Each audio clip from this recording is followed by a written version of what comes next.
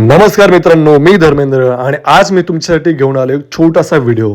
जर व्हिडिओ आवडला तर नक्की लाईक आणि शेअर करा. तर व्हिडिओची सुरुवात आपण करतोय घर क्लिनिंग पासून. घरामध्ये झाडू मारून झालेलं आहे आणि मी आता पुसूनही घेतलेलं आहे. तेवढ्यात माझी नजर पडते आपल्या राधाकृष्णाच्या फ्रेमकडे. त्याच्यावर थोडीशी धूळ साचलेली आहे, तर अगोदर आपण धूळ वगैरे क्लिनिंग करून घेऊयात. त्याच्यानंतर आपले सोफे आणि सोफ्याखालचं जे फूटमॅट आहे त्याला पण आपण थोडी झटकून झाडून व्यवस्थित सेट करून घेऊयात. त्याच्यानंतर लगेच थंड थंड पाण्याने आपण आंघोळ करून घेणार आहे.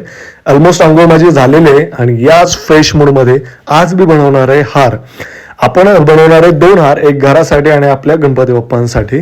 तर हारासाठी मी घेतलेले आहेत आंब्याची पानं आणि झेंडूची फुलं. आपले हार ऑलमोस्ट रेडी आहेत. तर हे बघा गणपती बाप्पांचा हार आणि हा घरासाठी बनवलेला हार. दोन्ही हार खूप छान दिसत आहेत. आपण घराला लगेचच हार बसवून घेऊयात आणि आपल्या गणपती बाप्पांना पण हार आपण लगेच घालून त्यांना पण नटूयात. गणपती बाप्पा नटलेत, आता मी पण थोडं आवरायला घेतो.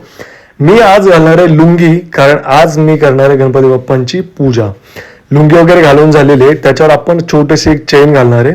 चेन घालून झाल्यानंतर त्याला व्यवस्थित सेट करून मला वाटतं आपण एक ब्रेसलेट पण घालायला पाहिजे. तर हे माझ्याकडे अवेलेबल आहे ब्रेसलेट. तर हे ब्रेसलेट पण मी हातामध्ये घातलेलं आहे. त्याच्यानंतर लगेचच आपण कलशाची तयारी करणार आहे. तर आपला कलश पण आपण रेडी करतोय. मस्त तांब्याचा एक देवतांब्या घेतलाय. त्याच्यामध्ये आपण 7 किंवा 5 आंब्याची पानं घालतो. तर मी 7 आंब्याची पानं घेतलेली आहेत. मस्त आपलं कलश वगैरे सेट आहे. तर कलशाचं दर्शन घेऊन आपण तोच कलश आपण आपल्या गणपतीच्या पुढे स्थापित करणार आहे आणि त्याच्यानंतर लगेच आपण गणपती बाप्पांची आरती करणार आहे. आरती झाल्यानंतर आपण ही आरती आपल्या गणपती बाप्पांना आणि पूर्ण घरामध्ये आरती फिरवणार आहे. तर आपली ऑलमोस्ट आरती झालेली आहे. तर सगळ्यात पहिल्यांदा आपण आरती देणार आहेत आपल्या गणपती बाप्पांना. तर गणपती बाप्पांना आरती दिली. आता लगेच मस्त सुगंधी एक अगरबत्ती आपण गणपती बाप्पांच्या समोर लावून त्यांच्या चरणी नतमस्तक होऊन आपल्या फ्युचरसाठी आशीर्वाद घेणार आहे. आणि हे बघा, मी मराठी एक लुक तयार केला टोपी वगैरे घालून.